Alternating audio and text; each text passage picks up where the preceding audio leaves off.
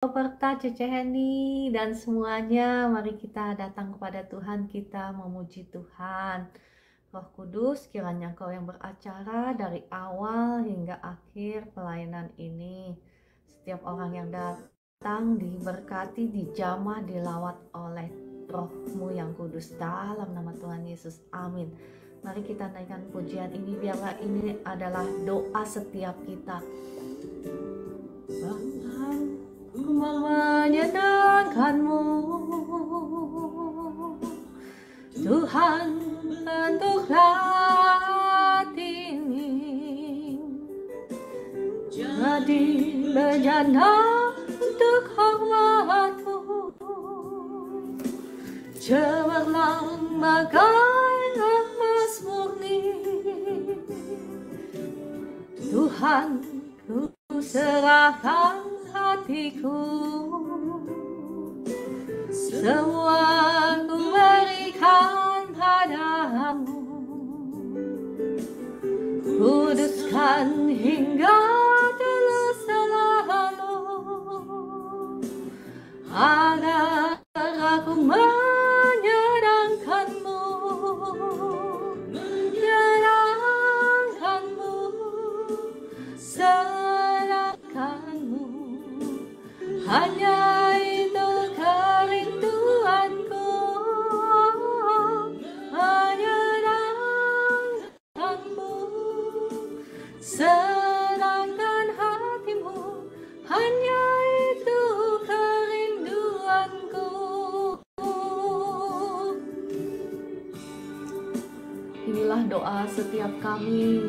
Roh Kudus, tolong kami, berikan kami hanya memiliki satu kerinduan saja, yakni untuk menyenangkan hati-Mu lebih daripada apapun juga yang ada di dunia ini. Biarlah Engkaulah yang menjadi kehausan hati kami, kerinduan hati kami lebih daripada segalanya.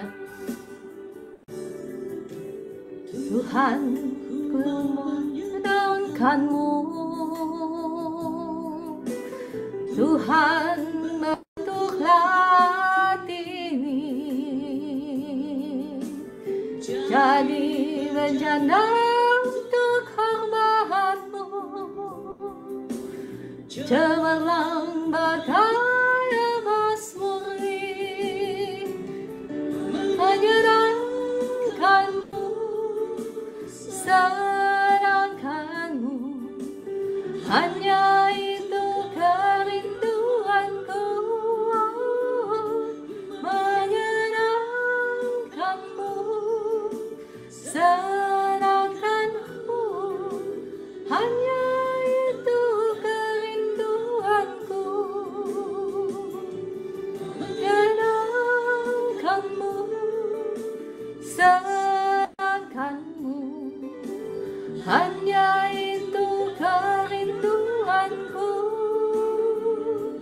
Menyenangkan-Mu, serahkan hati-Mu, hanya itu kerinduanku. Hanya itu kerinduanku.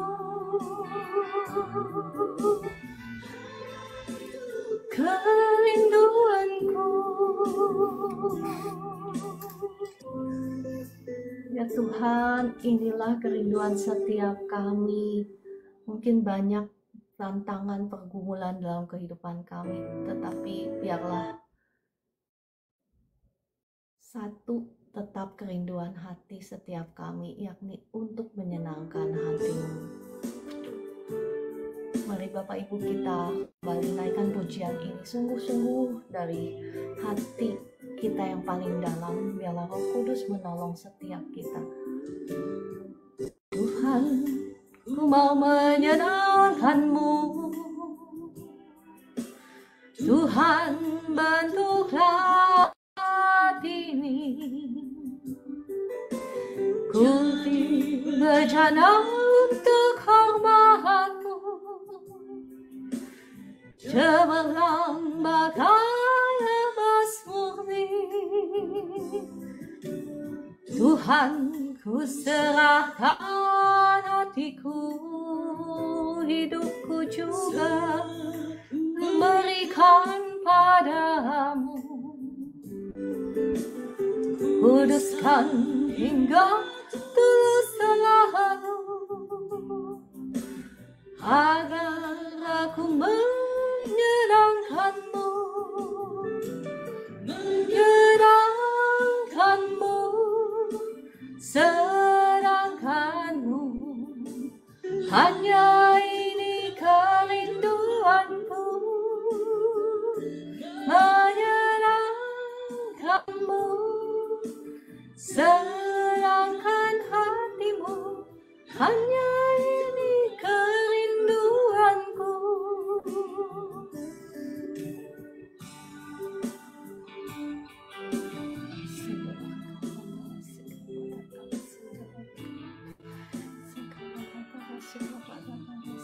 Kudus, tolong setiap kami, biarlah satu-satunya kerinduan hati kami adalah untuk menyenangkan hatimu, dibentuk makin hari makin cemerlang, makin memancarkan kemuliaan-Mu. Tuhan, ku mau menyenangkan-Mu. Tuhan, bentuklah hati ini jadi bejana untuk hormat-Mu,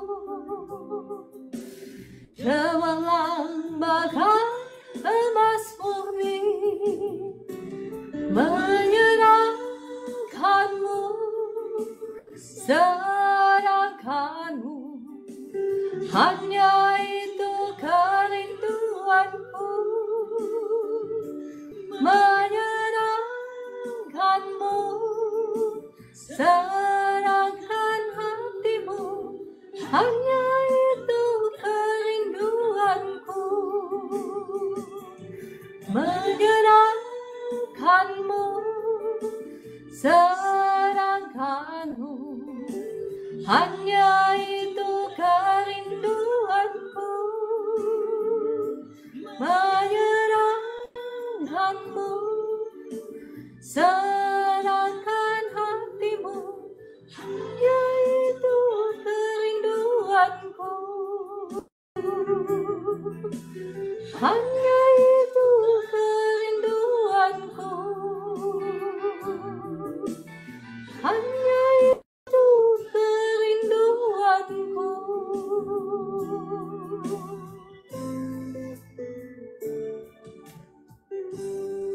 Ya Tuhan, hanya inilah kerinduan kami. Mungkin banyak hal yang menjadi pergumulan kehidupan kami, tetapi biarlah Roh Kudus tolong setiap kami melebihi segala sesuatu yang kami inginkan. Biarlah kami menginginkan hanya Engkau saja, lebih daripada segalanya.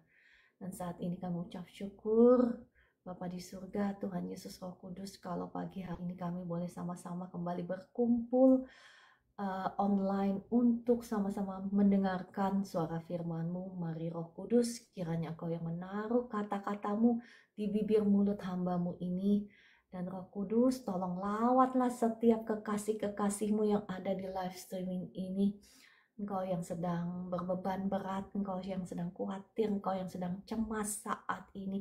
Aku menghardik roh kekhawatiran, roh kecemasan, roh ketakutan keluar dari anak-anak Tuhan yang ada di live streaming ini. Dalam nama Tuhan Yesus, Engkau yang masih mengalami kepalamu lagi berat sekarang, yang belum bisa konsen mendengarkan firman Tuhan, saya menghardik roh sakit kepala keluar dari tubuhmu sekarang dalam nama Tuhan Yesus. Yang sakit-sakit di badan, saya berdoa sekarang, saya melepaskan kuasa Tuhan saat ini dalam nama Tuhan Yesus. Sakit-sakit di badanmu sekarang pergi dalam nama Tuhan Yesus. Engkau bebas. Sakit-sakit di badanmu sekarang hilang dalam nama Tuhan Yesus. Sakit di kepalamu juga, kepala berat sekarang sudah ringan dalam nama Tuhan Yesus.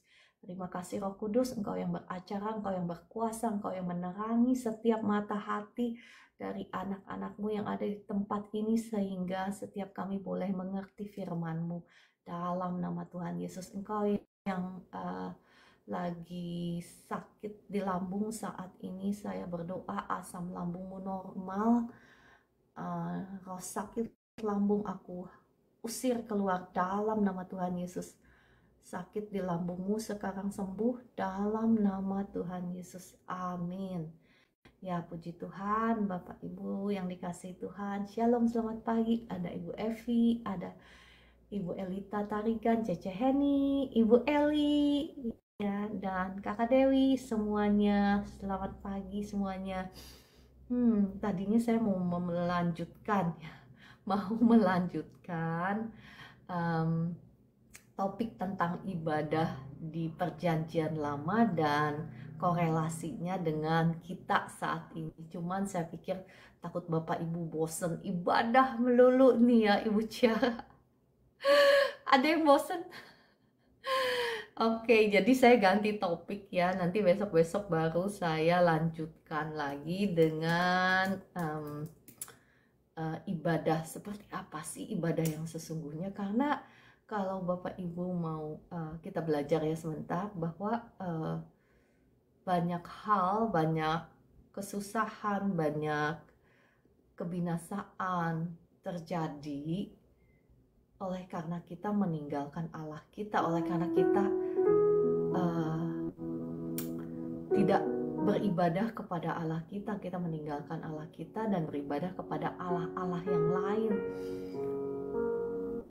Ya.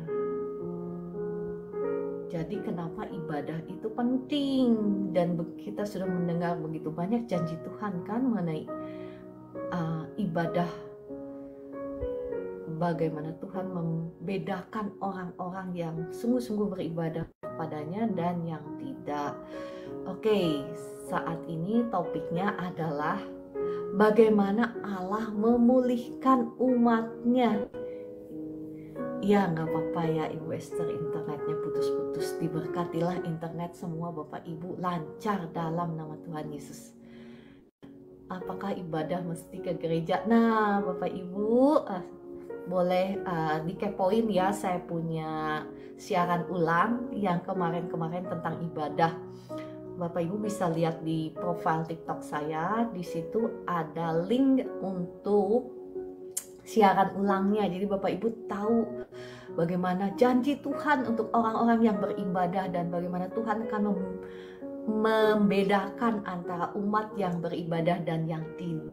Bagaimana janji pemeliharaan Tuhan, bagaimana Tuhan membedakan, seperti Tuhan membedakan umat Israel dan bangsa Mesir waktu dulu ya. Begitu banyak tulah-tulah yang melanda bangsa Mesir, tetapi tidak ada satupun tulah yang dialami oleh bangsa Israel di tanah Gosen. Dengan demikianlah Tuhan akan membuat perbedaan antara kita orang yang beribadah dan yang tidak. Nah, topiknya hari ini adalah bagaimana Allah memulihkan umatnya. Ada hubungannya dengan ibadah? Ada juga ya.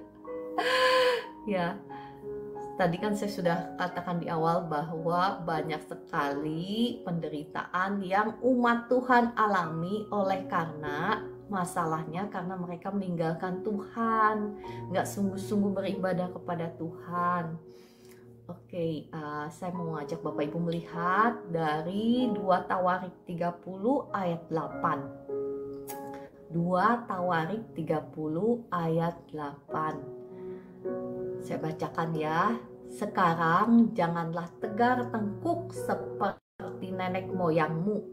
Serahkanlah dirimu kepada Tuhan dan datanglah ke tempat kudus yang telah dikuduskannya untuk selama-lamanya, serta beribadahlah kepada Tuhan Allahmu supaya murka-Nya yang menyala-nyala undur daripadamu. Perhatikan Bapak Ibu, firman Tuhan ini ditujukan kepada siapa? Kepada siapa? Ayo Bapak Ibu, kita mau sama-sama belajar. Ya, kepada umatnya, bukan kepada bukan umat Tuhan, bukan. 2 Tawarik 30 ayat 8 ya. Janganlah tegar tengkuk seperti nenek moyangmu, serahkanlah dirimu kepada Tuhan. Nenek moyangmu ini kan berbicara tentang bangsa Israel, bukan? Ini berbicara kepada bangsa Israel, kepada umat Tuhan. Demikian pula sesungguhnya ayat firman Tuhan ini walaupun di perjanjian lama sedang berbicara kepada Anda dan saya. Dikatakan jangan tegar tengkuk seperti nenek moyangmu, serahkanlah diri kita kepada Tuhan dan datanglah ke tempat kudus yang telah dikuduskannya untuk selama-lamanya, serta beribadahlah kepada Tuhan Allahmu supaya murkanya yang menyala-nyala itu undur daripadamu. Kemarin-kemarin kita sudah belajar apa sih yang dimaksud dengan ibadah yang sejati, ibadah yang berkenan kepada Tuhan. Ya, walaupun ini perjanjian lama, ini adalah bayangan dari perjanjian baru, Bapak Ibu. Mungkin kita udah sering kali berpikir bahwa kita ini beribadah kepada Tuhan. Tetapi sama halnya waktu zaman dulu bangsa Israel, mereka kan melakukan ritualnya, bukan? Ritual ibadahnya itu mereka tetap melakukannya, kan? Tetapi kenapa Tuhan menegur mereka dengan keras? Supaya dikatakan supaya murkanya yang menyala-nyala, perhatikan, undur daripada kita. Karena ayat ke-9, karena bila mana kamu kembali kepada Tuhan, maka saudara-saudaramu dan anak-anakmu akan mendapat belas kasihan dari orang-orang yang menawan mereka, sehingga mereka kembali ke negeri ini. Perhatikan ya, sekarang kita tidak berhadapan dengan bangsa-bangsa yang menyerang kita gitu ya, yang menjajah, mungkin yang mencuri anak-anak kita. Tetapi ya perhatikan, karena perjanjian lama adalah shadow alias bayangan perjanjian baru, demikian ayat ini tetap berlaku bagi kita yang hidup di perjanjian baru. Karena lawan-lawan kita itu bukan yang kelihatan, tetapi lawan-lawan kita itu si jahat yang mungkin mencuri mungkin suami kita, istri kita, mencuri anak-anak kita dari Tuhan, bukan?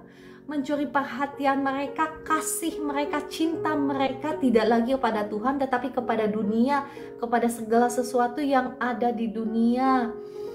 Mereka mungkin ya cintanya juga karena mencintai dunia, ya tidak ada kasih lagi, tidak ada lagi kasih Tuhan di dalam diri mereka. Kan kalau nggak ada kasih Tuhan di dalam diri mereka, maka tidak ada lagi kasih kepada kita, kepada satu dengan yang lainnya. Karena yang dicintai, yang dikasihi itu dunia dan segala isinya. Kalau seseorang sudah mengasihi dunia dan segala isinya, maka kasih akan Allah, kata firman Tuhan, tidak ada lagi dalam dirinya.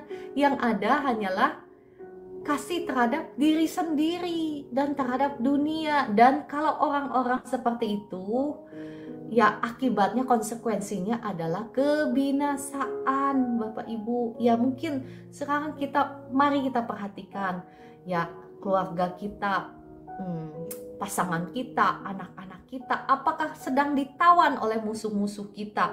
Mungkin mereka ditawan bukan hanya kasih mereka, cinta mereka, tetapi mungkin ditawan oleh masalah, oleh sakit penyakit, mungkin ditawan oleh pergumulan ekonomi, oleh hutang pihutang. Itu semua bentuk dari penjajahan dari si jahat, Bapak Ibu. Ya, jangan berpikir, saya masih menemukan banyak orang yang berpikir bahwa berkat itu, ya minta berkat itu sesuatu yang salah gitu ya. Saya masih mendapatkan komentar seperti itu di TikTok video saya yang pendek-pendek itu, masih dicela, dicerca, dikomentarin sama umat Tuhan, berpikir bahwa nggak boleh minta begitu, harus minta sesuai kehendak Tuhan. Nah, orang-orang seperti ini tidak paham apa sih kehendak Tuhan. Mana ada bapak yang baik yang kepengen anak-anaknya itu dijajah oleh musuh-musuhnya. Betul nggak sih? Mana ada sih bapak di dunia aja yang dikatakan bapak dunia yang jahat, aja, maksudnya yang banyak kesalahannya aja ya,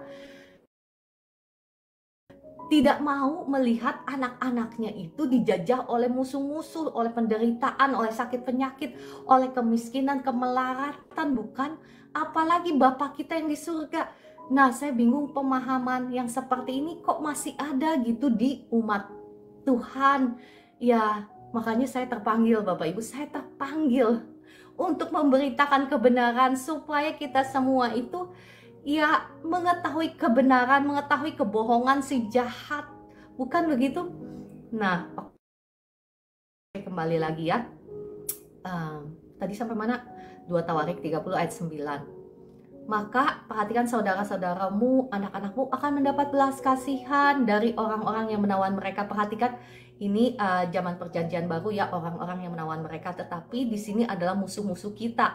Maka sesungguhnya ketika kita berbalik kembali kepada Allah, beribadah dengan sungguh-sungguh, beribadah menurut cara yang berkenan kepada Tuhan, maka perhatikan apa yang Tuhan akan lakukan.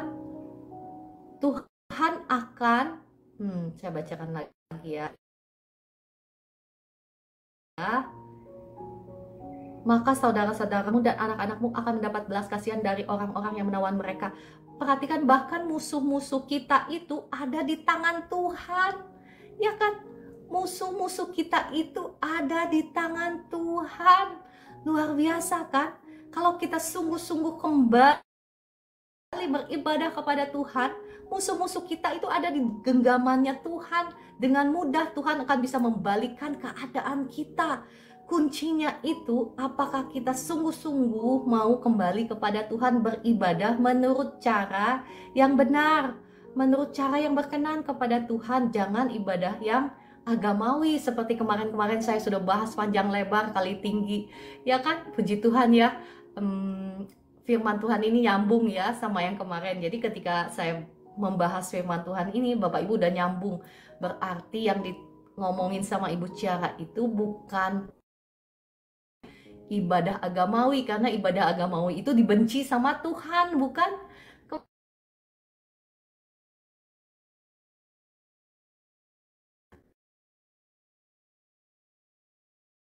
Amos pasal 5, bukan? Ibadah yang dibenci oleh Tuhan. Kita sekarang sudah tahu dan kita mau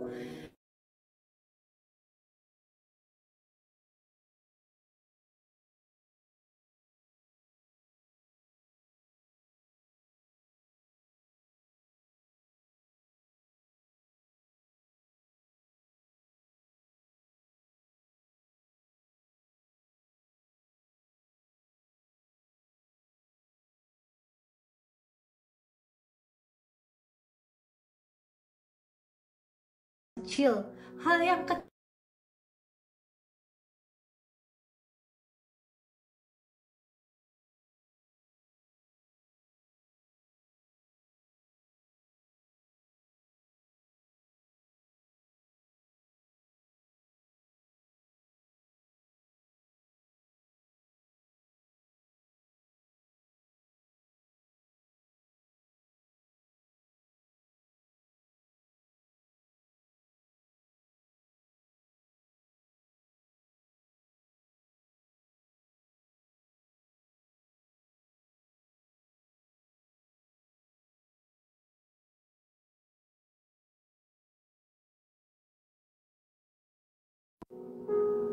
Shalom.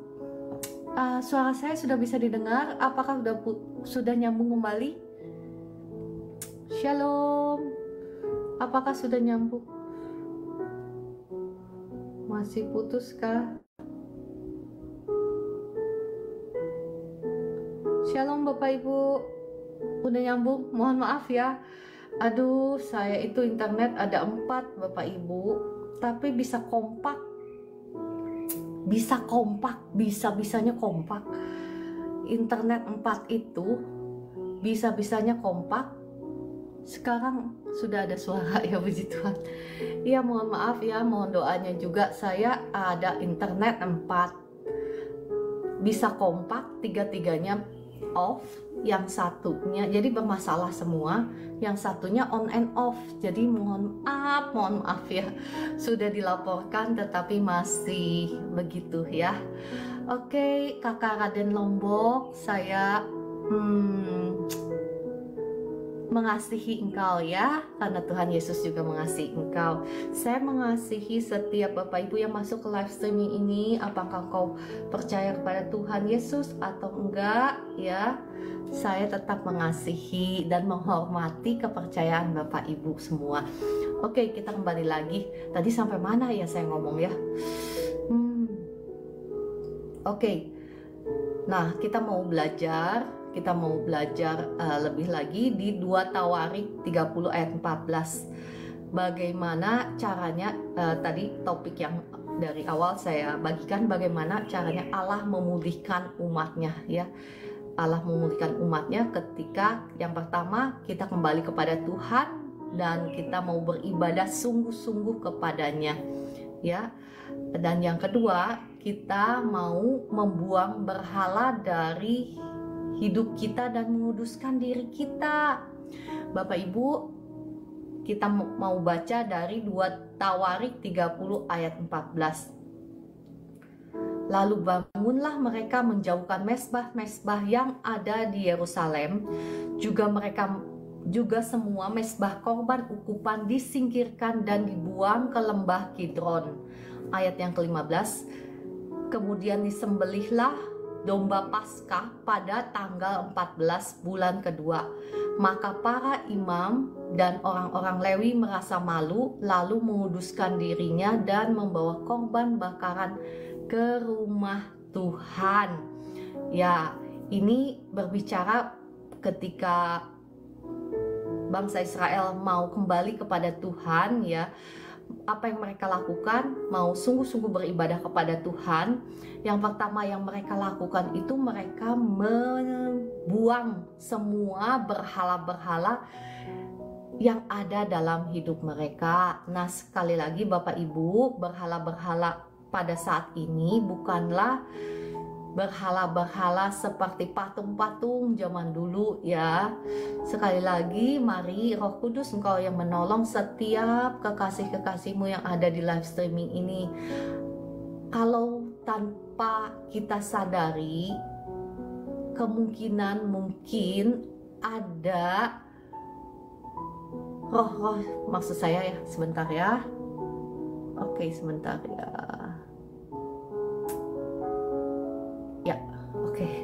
Mohon maaf tadi ada gangguan di TikTok ya.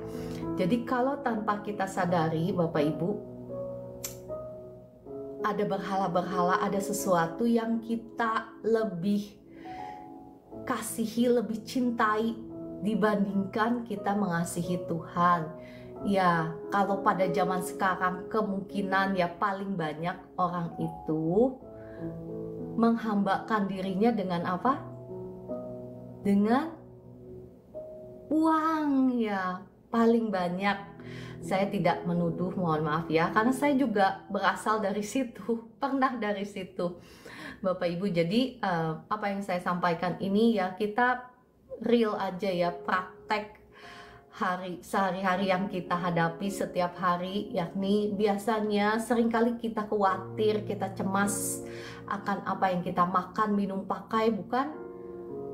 Ya kan, dan tanpa kita sadari kita menjadikan hal-hal tersebut adalah hal-hal yang terutama dalam hidup kita.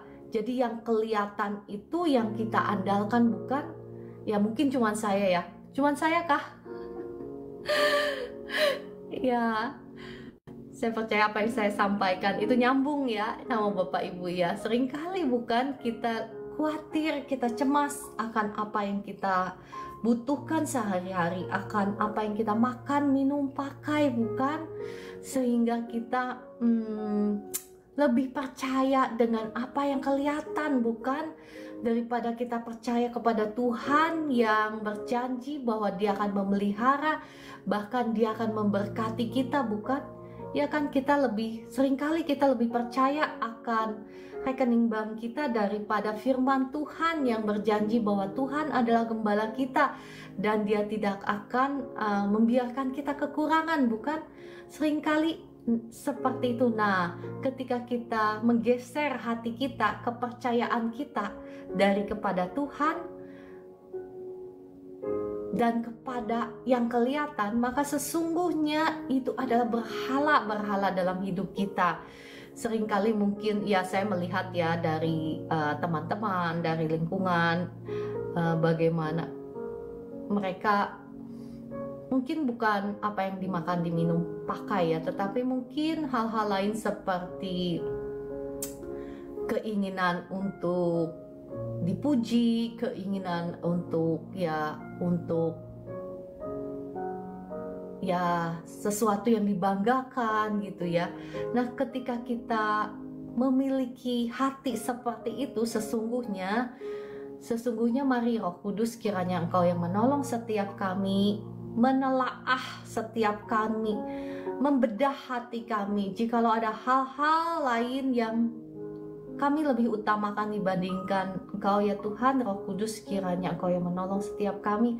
Saat ini juga kami mau sungguh-sungguh bertobat, karena ini adalah penghalang kita ya. Kita itu tidak mungkin bisa menyembah Mamon dan menyembah Tuhan dalam waktu bersamaan, nggak mungkin Bapak Ibu, nggak mungkin. Makanya ya satu tips yang Tuhan selalu lakukan kepada saya ketika saya mulai khawatir, apa yang Tuhan suruh? Tuhan suruh saya menabur.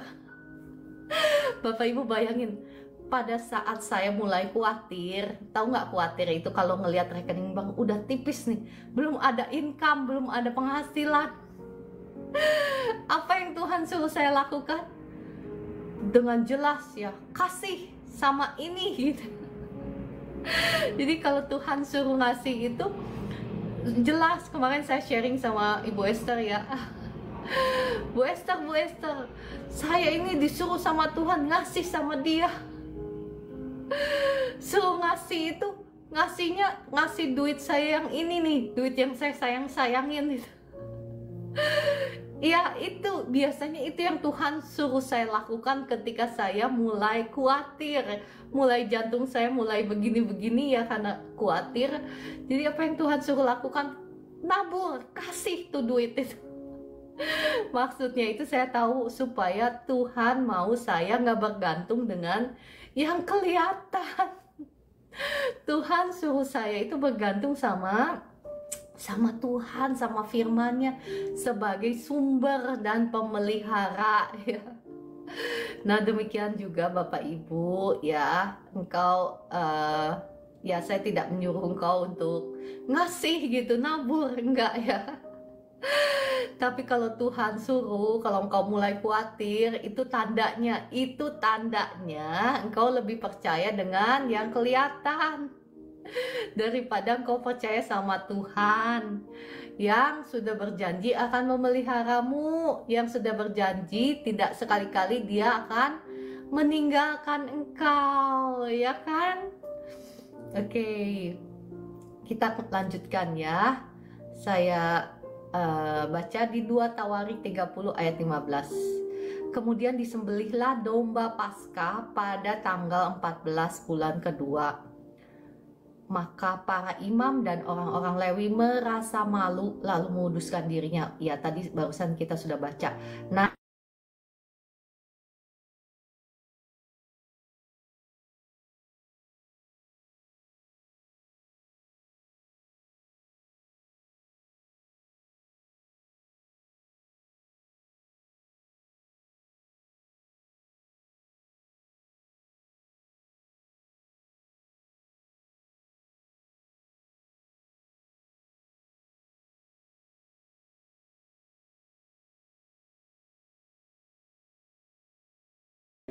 kita itu akan dicampakkan seperti ranting yang kering dan dibakar, bukan? Dan kapak sudah tersedia kepada pohon-pohon yang tidak berbuah. Walaupun Tuhan sangat mengasihi kita, tetapi Dia tetap memberikan kita free will, pilihan bebas, apakah kita mau meresponi kasih-Nya atau tidak, bukan? Ya kan? Ya, betul.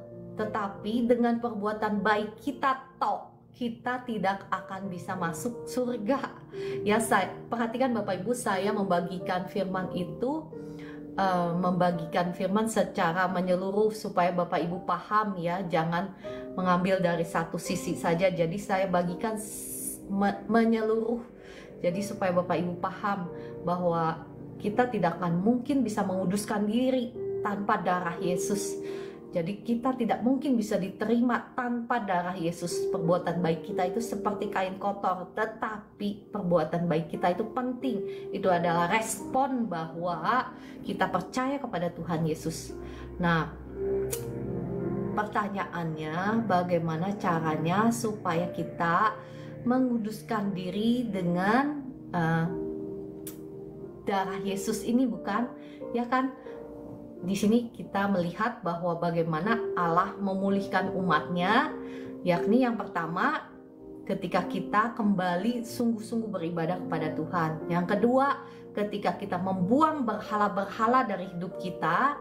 Dan yang ketiga, ketika kita menguduskan diri dengan zaman dulu domba Paskah, zaman sekarang dengan darah Yesus. Nah, sekarang bagaimana cara mengaplikasikan darah Yesus itu dalam hidup kita supaya kita juga bisa mengalami semua janji-janji kemenangan, janji-janji penebusan Kristus di atas kayu salib, bukan?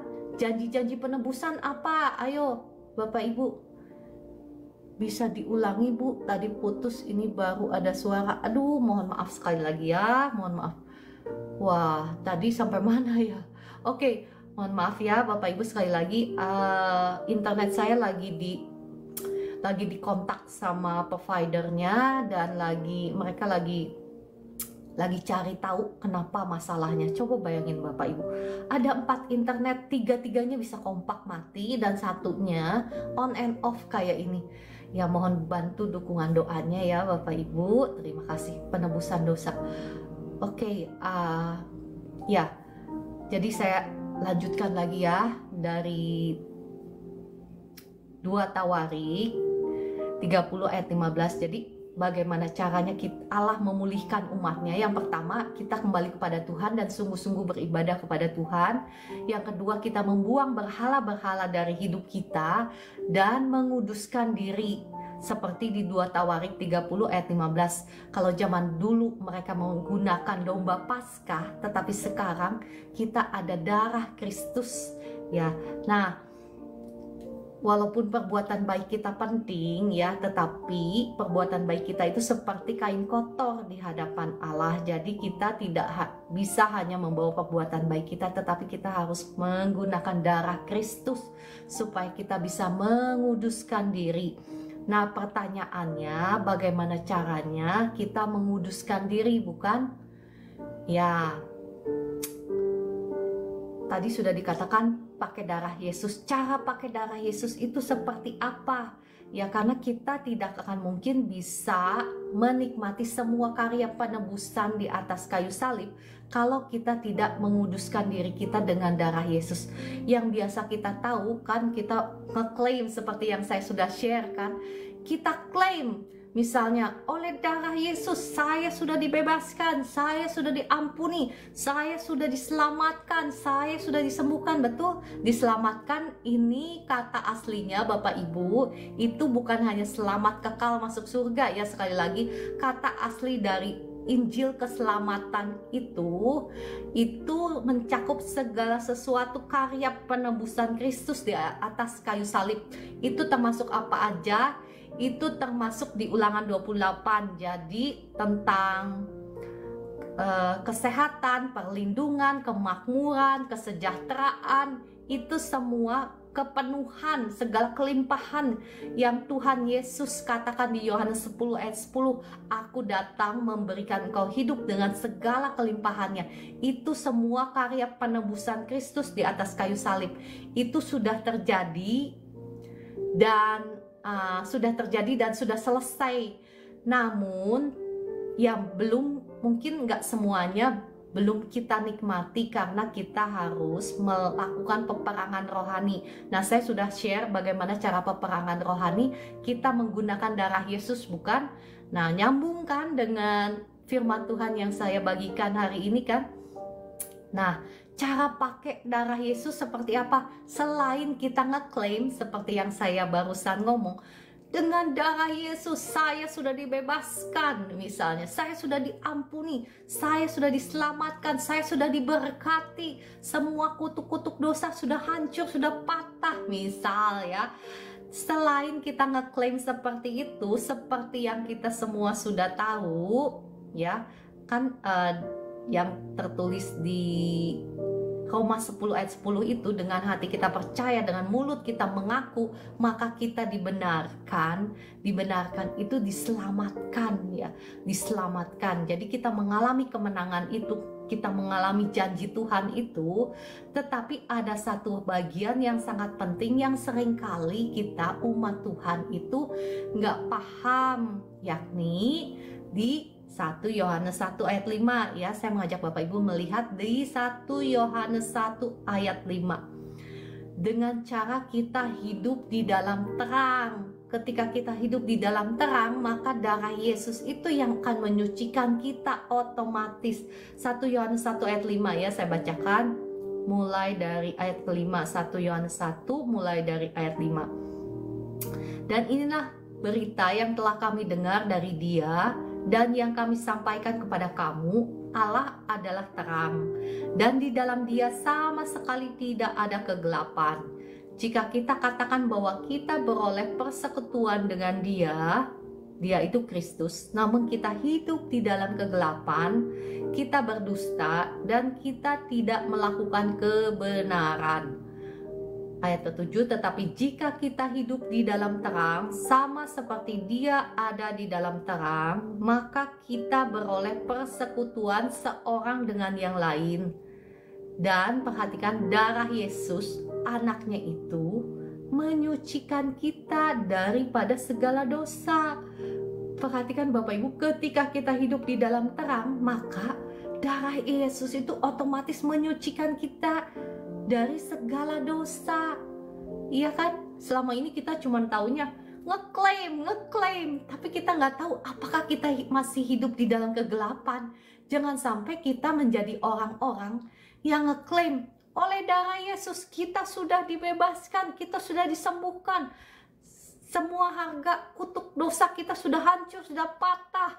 Biasakan kita begitu ya. Jangan sampai kita lupa.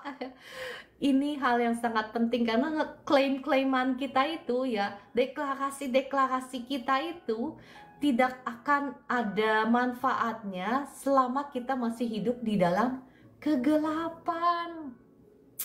Kita harus hidup di dalam terang dulu, baru kita bisa menggunakan darah Yesus untuk, misalnya dengan darah Yesus kita menyucikan, menguduskan tubuh jiwa roh kita. Iya betul, tetapi engkau harus hidup dalam pertobatan dulu. Kalau engkau masih hidup dibelenggu sama dosa, tetapi engkau bilang begini, oleh darah Yesus semua sakit penyakit saya sudah hilang, oleh darah Yesus saya diberkati berlimpah-limpah, seperti ada tertulis di 2 Korintus 8 ayat 9, Tuhan Yesus dibuat menjadi miskin supaya di dalam kemiskinannya saya menjadi kaya. Ya kan, ngeklaim, kita bisa ngeklaim. Tetapi mari ya, hari ini firman Tuhan gak kebetulan membukakan mata hati kita supaya kita mengerti bahwa darah Yesus itu tidak akan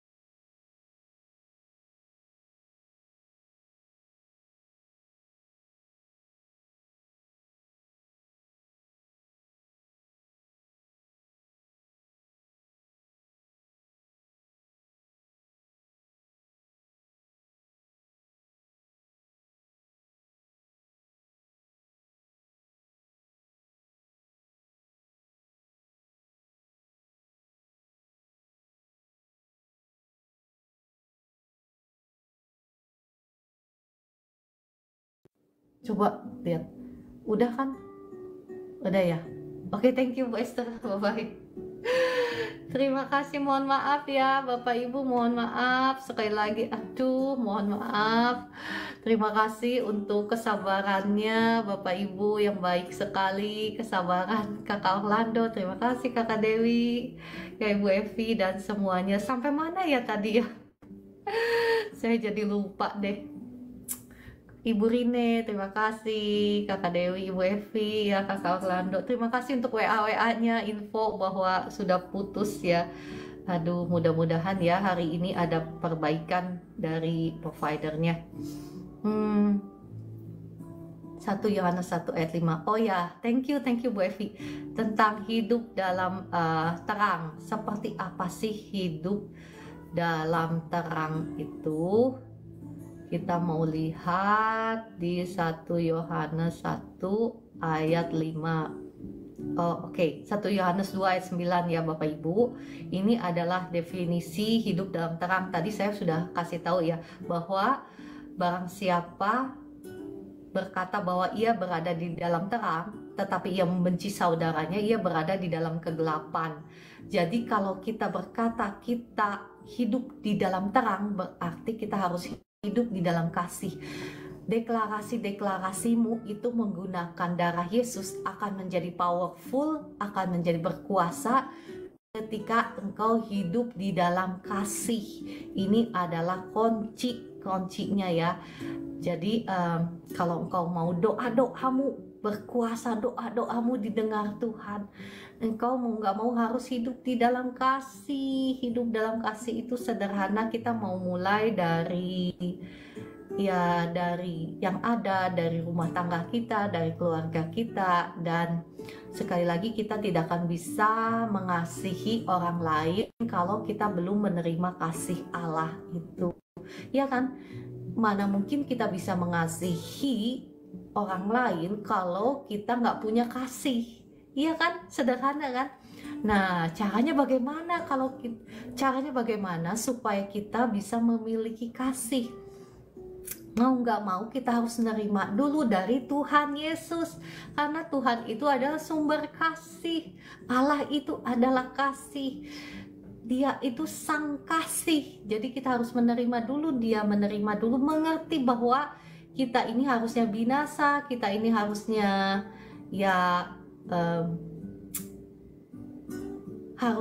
mengalami kematian kekal, tetapi oleh karena belas kasihannya Tuhan Yesus sudah mati di atas kayu salib, menebus kita. Bukan hanya menebus kita Bapak Ibu, tetapi menjadikan kita saudara-saudaranya, kan, anak-anak Allah, membagikan warisan otoritas kuasa bersama-sama dengan kita, kan.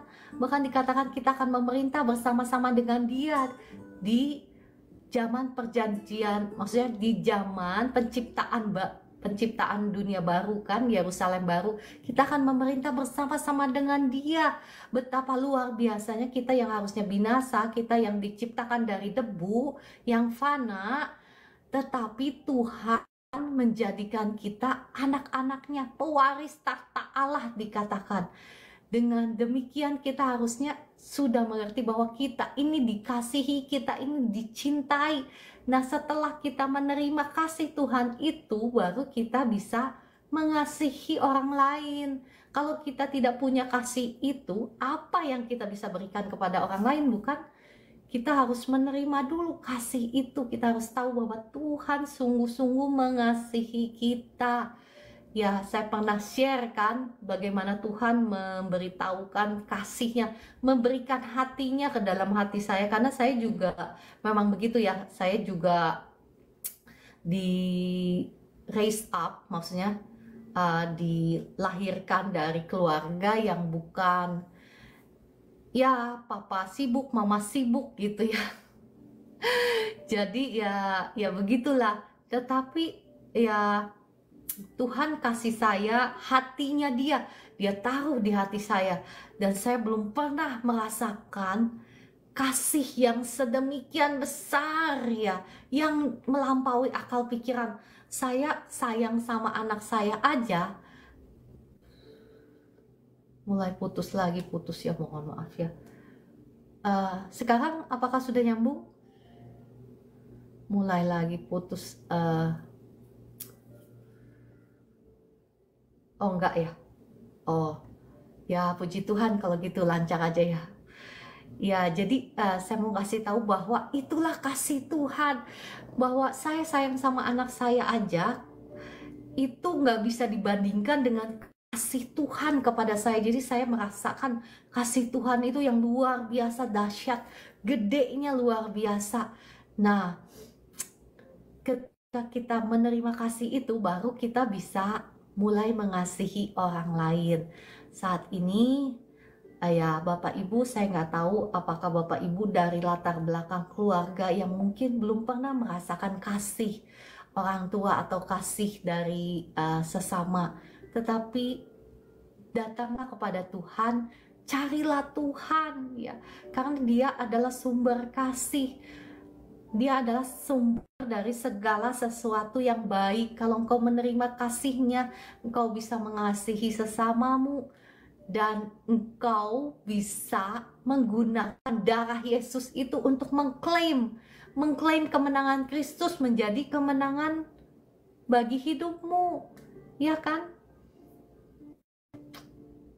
Oke, sudah pukul 5 ya, saya akhiri di sini. Sebetulnya masih banyak sih pembahasannya ya, belum selesai. Tapi kita lanjut besok aja ya Bapak Ibu, bagaimana Allah memulihkan umatnya. Tadi poin-poin yang saya sudah share, kembali kepada Tuhan, beribadah sungguh-sungguh. Yang kedua, yang ketiga, membuang berhala dari hidup kita. Yang keempat, menguduskan diri ya dengan cara kita memakai darah Yesus. Ya, nanti kita lanjutkan besok bagaimana Allah memulihkan umatnya. Nah, mungkin ya saat ini Bapak Ibu ada dalam posisi yang paling rendah dalam hidupmu, ada dalam posisi yang terpuruk. Percayalah, seperti Allah memulihkan umatnya bangsa Israel, demikian pula Allah bisa memulihkan hidupmu dan hidupku, asalkan kita mau menghidupi jalan-jalannya. Mari Bapak Ibu kita tutup dalam doa. Bapak Ibu masih on kah? Apa udah putus? Sudah putus ya? Mari kita berdoa ya. Sudah putus apa masih on ya? Puji Tuhan. Mari kita berdoa. Roh Kudus, terima kasih Engkau yang sudah menolong pelayanan ini dari awal hingga akhir. Meskipun banyak gangguan, tetapi hamba-Mu mohon, Roh Kudus, kembali kiranya Engkau yang berbicara, Engkau yang menerangi setiap kekasih-kekasih-Mu yang ada di live streaming ini. Kami yang mungkin ada dalam posisi terpuruk, kami yang ada dalam lembah-lembah kekelaman, kami yang diizinkan Tuhan ada di dalam gurun-gurun pasir kehidupan kami. Kami percaya Engkau tetap Allah yang tidak pernah berubah dulu, sekarang, dan selamanya. Engkau tetap Allah yang rindu untuk memulihkan keadaan dari umat-Mu, karena Engkau sangat mengasihi setiap kami. Kerinduan-Mu adalah untuk memberkati, untuk mengangkat setiap kekasih-kekasih-Mu yang ada di live streaming ini, yang sedang ada dalam posisi terpuruk. Roh Kudus, hamba-Mu mungkin selesai berbicara saat ini, tetapi Roh Kudus kiranya Engkau yang menolong butir-butir mutiara firman yang sudah ditaburkan ini. Mampukan kami untuk menjadi pelaku-pelaku firman-Mu. Kami mau bertobat sungguh-sungguh, kami mau sungguh-sungguh beribadah kepada Tuhan, mencari Engkau sungguh-sungguh. Kami mau membuang berhala-berhala kami dari hidup kami. Kami mau menguduskan diri kami dengan hidup di dalam terang, hidup di dalam kasih, sehingga doa-doa kami menjadi doa-doa yang berkuasa, doa-doa yang didengar oleh Tuhan. Dalam nama Tuhan Yesus, saat ini saya akan berdoa, doa berkat untuk Bapak Ibu semua. Darah Yesus membuka tingkap-tingkap langit dan mencurahkan berkat Tuhan hingga berkelimpahan untuk hidupmu, untuk rumah tanggamu, untuk keluargamu, untuk masa depanmu, untuk anak cucumu, untuk pekerjaanmu, untuk toko-tokomu, untuk usahamu. Diberkati Tuhan berlimpah-limpah Dalam nama Tuhan Yesus, saya berdoa untuk Bapak Ibu yang sedang sakit. Darah Yesus sudah mengampuni, menyucikan, menguduskan tubuh, jiwa, rohmu, menghancurkan, mematahkan setiap belenggu kutuk dosa, kutuk keturunan, belenggu-belenggu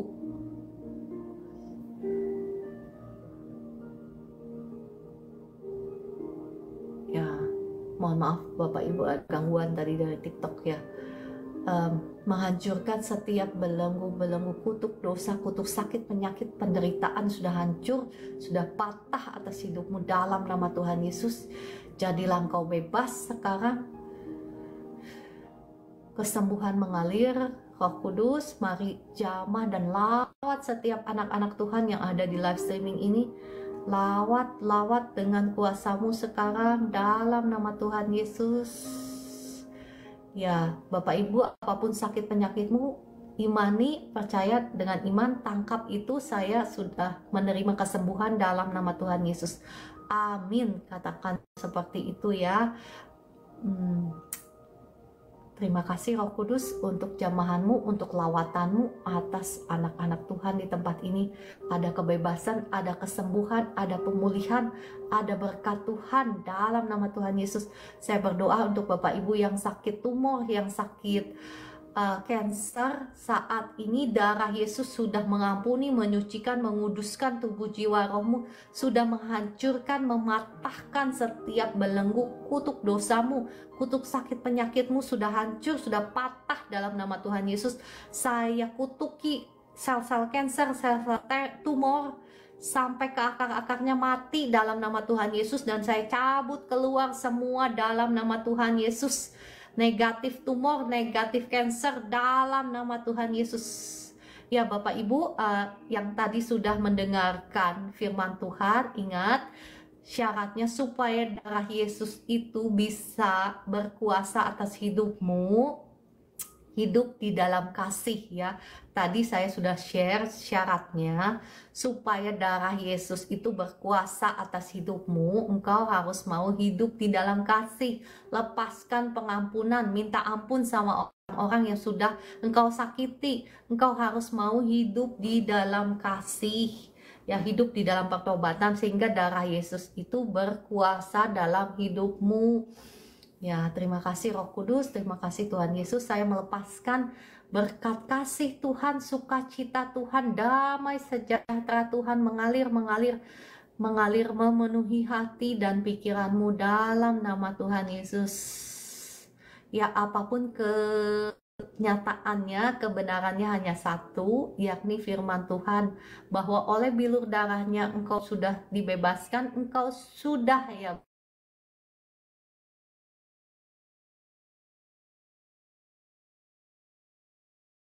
bukan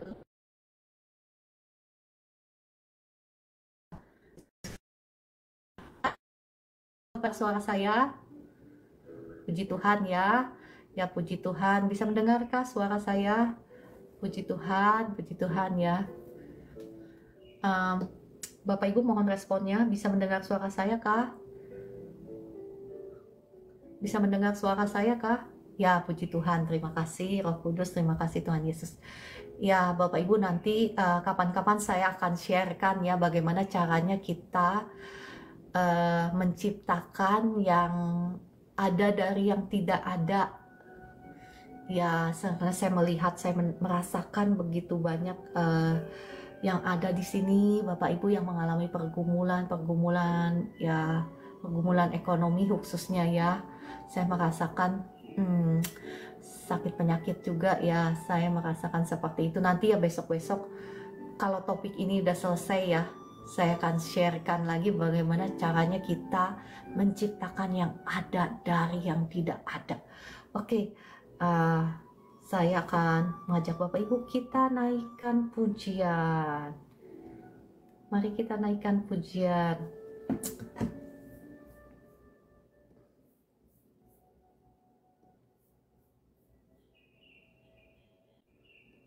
Ada request kah? Cara lagunya itu melulu, ada yang protes gak? Oh ya, good. Kasih Yesus, betul. Kasih Yesus.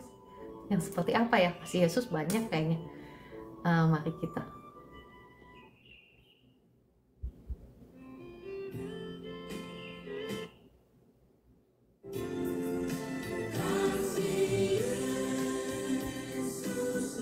Yang ini kah?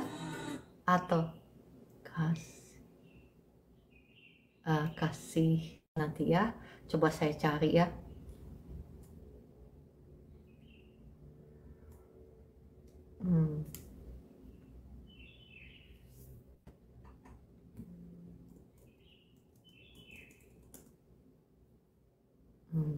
Coba ya, ini yang mudah-mudahan betulkah? Kasih surga memenuhi tempat ini. Kasih Yesus indah dalam hidupku. Mungkin besok ya. Saya cari dulu lagunya. Kasih dari Yesus mengalir di hidupku, membuat damai di hidupku.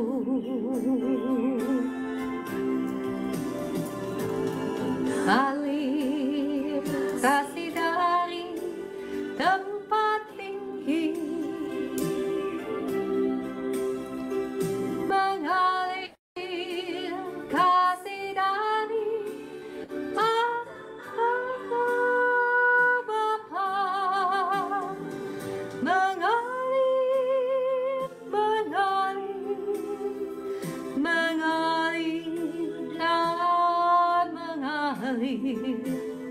mengalir memenuhi hidupku.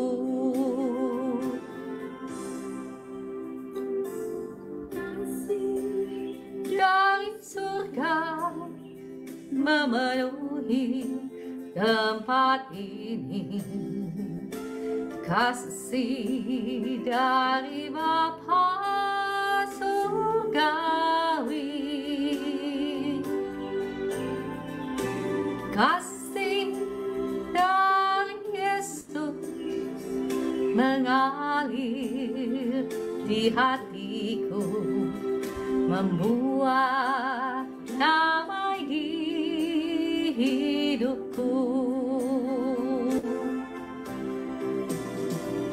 mengalir kasih dari tempat tinggi, mengalir kasih dari tata Allah Bapa, mengalir dan mengalir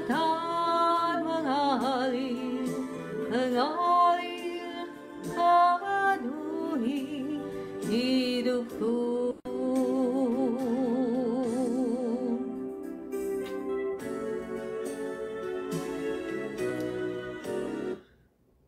Saya berdoa untuk Bapak Sebastian ya. Pak Sebastian, saya berdoa ya. Sebentar. Oke. Bapa di surga, mohon belas kasihan-Mu atas Pak Sebastian. Darah Yesus sudah mengampuni, menyucikan, menguduskan tubuh, jiwa, rohnya Pak Sebastian, menghancurkan, mematahkan setiap belenggu dosa atas hidupmu, hancur patah dalam nama Tuhan Yesus. Roh sakit lambung keluar sekarang dalam nama Tuhan Yesus. Sekarang perutmu nggak sakit lagi, sembuh dalam nama Tuhan Yesus. Ya puji Tuhan. Ya Bapak Ibu, sekali lagi kita itu harus jaga hati supaya jangan sakit penyakit masuk ya. Damai di hidupku,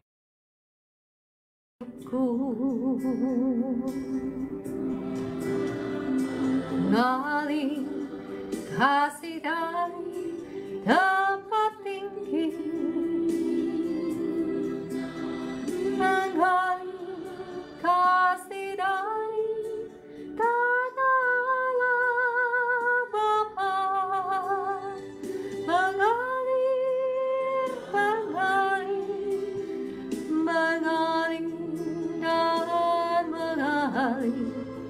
mengalir memenuhi hidupku. Pas Bastian tadi setelah didoakan, apa yang Bapak rasakan boleh share di komentar. Pas Bastian, ya Bapak Ibu yang sakit boleh saya undang ke atas, yang maksudnya yang mau menyaksikan kesembuhan atau yang mau didoakan secara khusus ya. Biasanya kalau yang nggak, maksudnya yang nggak sembuh atau nggak sembuh total, itu biasanya ada hal-hal yang masih menghalangi kesembuhan Bapak Ibu ya. Ya kan Bu Esther? Kayak yang kemarin ya, yang kemarin saya merasa ada sesuatu gitu. Setelah saya tanya Roh Kudus, kayaknya ada itu Bu Esther, yang saya tanya Roh Kudus yang kemarin itu Bu Esther, orang itu ada kutuk sumpah serapah. Nggak tahu Bu Esther dapatnya apa. Itu yang belum dibereskan. Jadi itu kutuk sumpah serapah. Jadi kalau itu bicara itu ya ada yang nyakitin hati dan lain sebagainya ya. Ya seperti itulah ya. Ya Bapak Ibu percayalah ya, kita ini pintu gerbang. Apa yang kita buka itu yang akan masuk ke dalam hidup kita. Nggak usah jauh-jauh lah Bapak Ibu. Saya lah contohnya. Kemarin itu Bu Esther, saya itu ya panas dingin kan Bu Esther tahu. Ya itu karena saya buka celah. Sekali lagi itu karena saya buka celah ya. Memang ada kutuk keturunan juga, tetapi itu kan sudah dibuang, sudah nggak berkuasa lagi dalam hidup saya. Tetapi ketika saya buka celah contohnya apa? Buka celah misalnya saya marah sama orang, itu contohnya ya, saya ngaku dosa. Nah itu ya, kalau nggak diselesaikan cepet-cepet itu buka pintu. Jadi saya ya pendarahan kemarin ya, pendarahan sudah bertahun-tahun nggak pendarahan, tiba-tiba pendarahan, demam. Ya puji Tuhan ya, tapi puji Tuhan, Tuhan Yesus baik, langsung sembuh. Waktu itu juga waktu doain Bapak Ibu langsung sembuh. Cuman itu kenapa saya sharekan Bapak Ibu, ini untuk memberitahu kepada Bapak Ibu, siapapun Anda ya, siapapun saya, selama kita nggak jaga pintu gerbang kita dengan baik, kita rentan dengan sakit penyakit. Misalnya kita nggak jaga pikiran kita ya, dalam arti kata saya merasa ya, long story ya Bu Esther ya, tahu ya. Ya itu tadi, memang bagian kita menyalipkan diri kita, menyalipkan kedagingan kita. Kalau Tuhan ngajarin saya itu seperti hamba gitu ya. Hamba itu sudah tidak punya hak untuk marah, mau disalahin, mau diapain, mau diapa-apain, namanya hamba udah nggak punya. Itu yang Tuhan ajarkan kepada saya. Kamu mau jadi hamba nggak? Saya bilang mau Tuhan, saya mau jadi hamba, saya mau. Doanya sih seperti itu. Tetapi prakteknya Bapak Ibu nggak semudah itu ya, ketika kita melihat misalnya orang yang gimana gitu sama kita ya. Kalau kita melihat dalam kasus saya merasa ada orang yang mungkin itu perasaan saya, mungkin bisa saja salah. Saya merasa orang itu kok manfaatin orang, kok orang itu nggak tulus, kok orang itu gimana, kayaknya gimana gitu hati saya. Sedangkan saya disuruh sama Tuhan itu selalu bye-bye sama dia gitu ya. Nggak mudah, emang nggak mudah. Tapi Tuhan sekali lagi nanya, saya mau jadi hamba? Mau Tuhan. Karena kata firman Tuhan apa? Barang siapa mau menjadi besar di antara kamu, dia harus menjadi pelayan kan, melayani kan. Terputus lagi kan? Enggak kan? Enggak. Ya barang siapa ingin menjadi yang paling terkemuka di antara kamu, maka engkau harus menjadi hamba dari semuanya gitu. Ya Pak Willem, halo, shalom, udah lama gak kelihatan. Ibu Liliel, Kakak Orlando, terima kasih untuk support tap-tap layarnya. Ya, kami juga suka. Terima kasih Kakak Dewi untuk responnya. Ya, saya sih ngomong apa adanya, saya nggak mau yang terlalu gimana gitu. Yang sehari-hari aja real ya, kita hidup kekristenan itu real gitu. Ya, roh kuat tetapi dagingnya suka lemah. Iya. Ya, sekali lagi si jahat itu nggak bisa nyerang kita kalau kita nggak buka celah, Bapak Ibu. Nah, sakit penyakit juga sama. Mulainya mungkin dari pikiran kita, ya kan? Dari pikiran, mungkin kita terpancing emosi gitu ya. Dan nggak cepat-cepat diselesaikan, maka apa? Si jahat bisa masuk untuk menyerang kita. Makanya Bapak Ibu, kalau saya share kan tentang Bapak rohani saya itu Pastor John Anasike itu ya, dalam congregationnya itu dalam jemaatnya, sidang jemaatnya yang puluhan ribu itu nggak ada satupun yang masuk ke rumah sakit pada saat COVID. Kenapa? Karena ya mungkin sudah luar biasa gitu ya. Ya, kita semua menuju ke situ ya. Kita semua menuju ke situ, Bapak Ibu. Kita harus mau menuju ke situ. Jangan mau menjadi average Christian. Kenapa, Bu? Kenapa, Bu? Kata banyak orang selamat dunia akhirat. Ya, selamat dunia dan akhirat. Jangan mau hanya selamatnya di akhirat, menikmati surganya di akhirat. Saya sih nggak mau. Kita, Bapak Ibu dan saya ini harus membawa surga dalam hidup kita, bukan nunggu nanti di akhirat kita masuk surga. Jangan mau rugi, Bapak Ibu. Kita itu dipanggil untuk membawa surga dalam hidup kita, dalam rumah tangga kita, dalam keluarga kita kan, dalam pekerjaan kita harus membawa surga. Caranya gimana? Ya, membawa kasih, misalnya walaupun misalnya orangnya begitu, ya menurut saya ya, mungkin menurut dia enggak, kan bisa aja kan, saya menipu diri sendiri, bisa aja, saya sih nggak nuduh.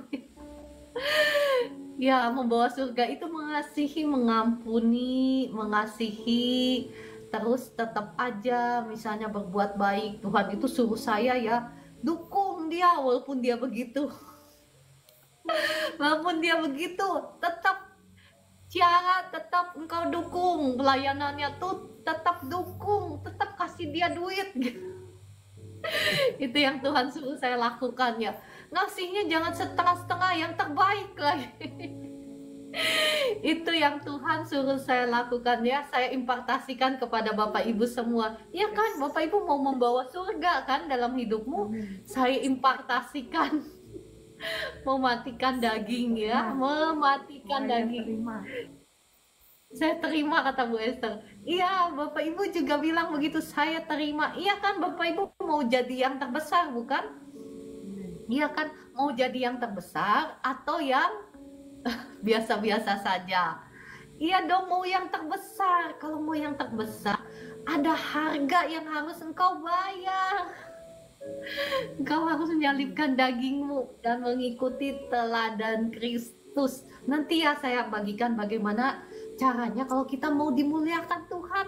Ya kan, Bapak Ibu mau nggak dimuliakan Tuhan? Dimuliakan Tuhan itu apa sih? Dipromosikan Tuhan. Ya namanya diutamakan gitu. Jalannya apa? Jalannya merendah ke bawah. Iya, oke, kayaknya semuanya sehat ya Bu Esther ya. Iya, sehat. Puji Tuhan, kalau gitu semua sehat. Semuanya sehat, puji Tuhan. Kalau semuanya sehat, kalau gitu saya undur diri dulu ya kan Bu Esther ya. Kan mau kerja Bu Esther juga. Ya. Iya siap kalau gitu. Terima kasih Bapak Ibu semua sekali lagi untuk partisipasinya, untuk supportnya, untuk kebersamaannya, untuk kasihnya. Terima kasih Bu Vera, Ibu Linda, Kakak Dewi, dan semuanya, Kakak Ilayas ya tadi, Cece Heni. Terima kasih untuk doa-doanya. Ibu Esther, terima kasih untuk doa-doanya dan pelayanannya. Sampai jumpa besok pagi pukul 4 pagi. Shalom Ibu Roberta, terima kasih juga.